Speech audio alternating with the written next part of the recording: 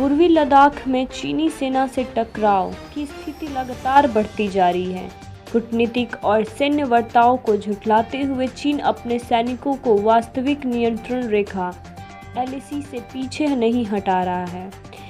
इसी के विपरीत LAC के साथ सड़क, पुल, हेलीपैड और अन्य सैन्य बुनियादी ढांचे का निर्माण जारी रखे हैं।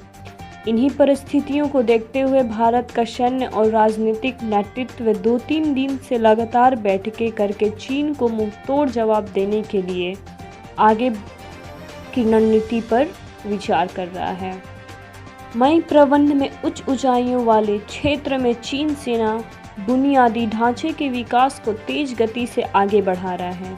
चीनी सेना ने LAC के करीब कई सेक्टरों में सड़कें बनाने से लेकर झिंझियांग के होटल और कास्कर में, तिब्बत में गरगानशा, लहाशा, गेंगर और सिगात्शे में अपने एयर बसों की क्षमता बढ़ाई है।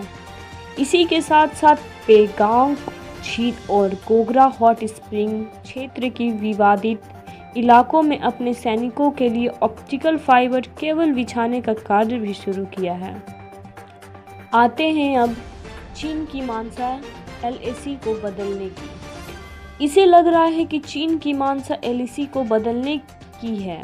ऐसे में भारत ने साफ कर दिया है कि ड्रैगन को अप्रैल वाली स्थिति पर लौटाना होगा। इसके साथ ही सेना, वायुसेना आने वाले लंबे समय तक चलने वाली सर्दियों की तैयारी कर रही है।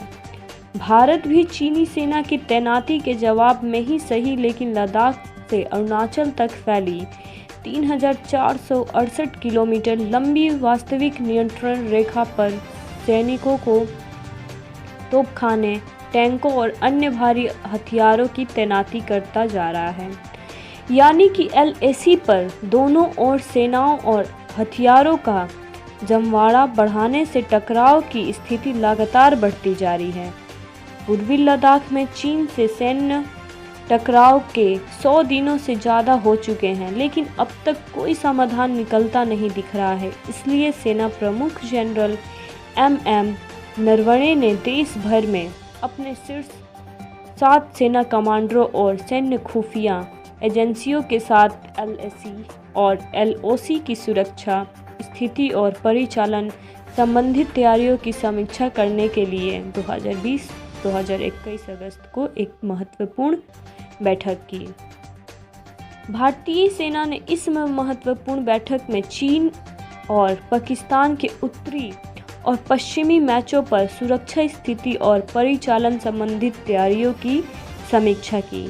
2 दिवसीय सम्मेलन में सेना के कमांडरों ने चीन और पाकिस्तान के साथ सीमा पर उत्पन्न होने वाली संभावित चुनौतियों और उससे प्रभावित तरीके से निपटने पर चर्चा की। कुल मिलाकर सेना का आकलन है कि चीन सैनिक सीमा विवाद को उलझाने के प्रति गंभीर नहीं है। इसलिए भारत और चीन बीच बिछने वाली 2.5 महीने में सैन्य और राजनीतिक स्तर पर कई चरण की बातचीत हो चुकी है, लेकिन पूर्वी लद्दाख में सीमा विवाद के समाधान के लिए कोई महत्वपूर्ण प्रगति नहीं हो पाई है।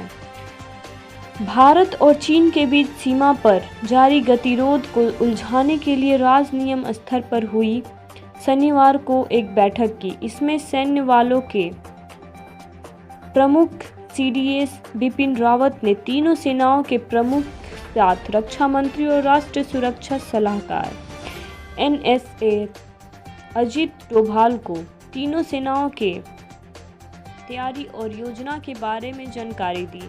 बैठक में सेना, नौसेना और वायुसेना प्रमुख और NSA अजीत डोभाल ने सेना प्रमुख और स्थिति पर चर्चा की।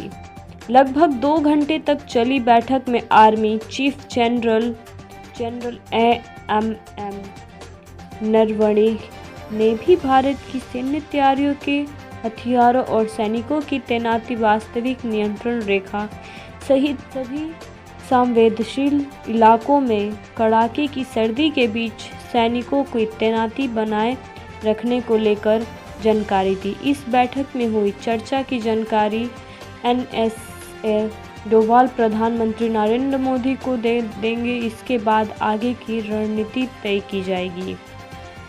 धन्यवाद। और भी तमाम तरह की खबरें को लिए हमारे चैनल को सब्सक्राइब करें।